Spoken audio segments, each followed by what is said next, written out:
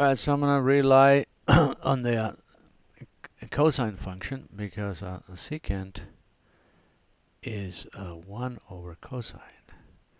So my cosine function is going to be y equals minus cosine of x minus pi.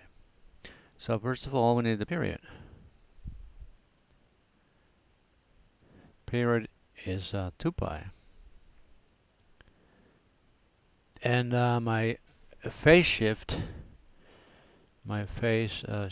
is equal to pi. And so I divide my period into 4 parts, and I have pi over 2. Well, I gotta start the phase shift. So the phase shift is equal to actually pi. So I'm gonna do put pi over here.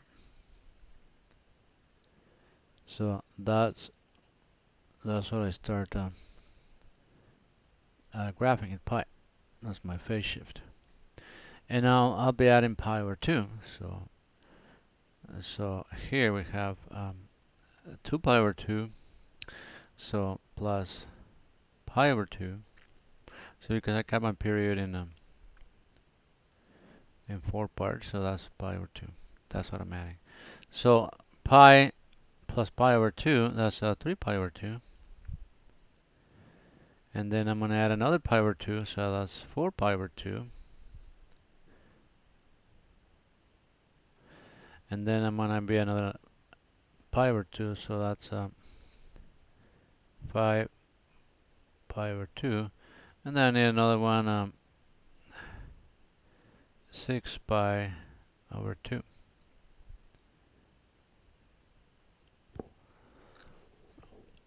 Alright.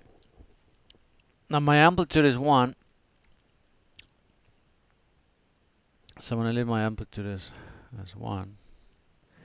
But the actual graphing, let's put a line here. The actual graphing does not start at the origin, so it actually starts at the red line because that's my phase shift.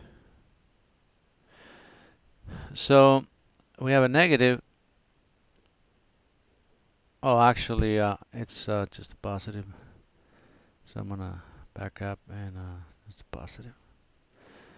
So when you have a positive cosine, you start at the amplitude. So we're gonna start right here, and then you do your first quarter, and then go to the negative amplitude. So at -1, you go to the next quarter, and right there, and your next quarter, right there, and you end at the final quarter, right there. So that is your cosine. But what you actually need is your secant.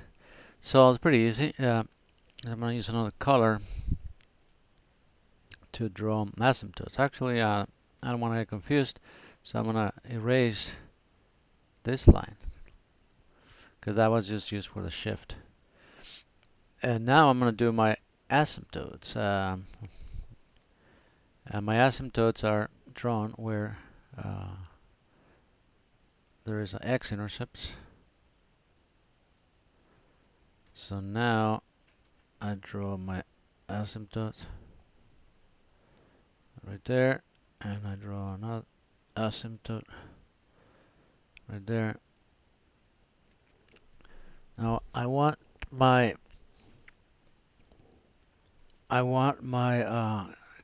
secant function to look good, so you use a cosine function as a guide, but you actually need to extend it. So you have two nice curves like here, so you can draw. So to extend it to the left, I need to add whatever you were adding. I was adding pi over 2, so and I add another. I subtract pi over 2 from pi, so I have pi over 2.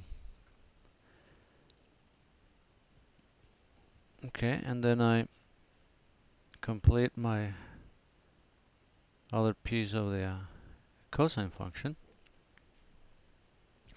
And I do another asymptote right there. Because you draw asymptotes whenever the secant is undefined.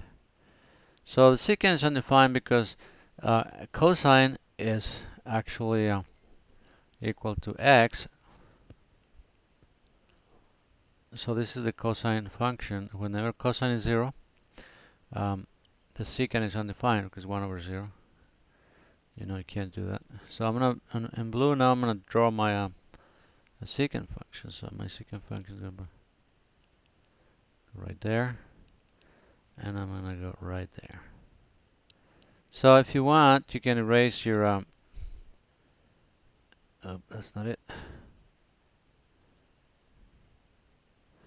You can actually erase. You can actually erase your. Oh, I hate this. Okay, I'm gonna just do it like surgically remove my cosine because that was just for reference. Okay. So that was your that is your secant function in a nutshell.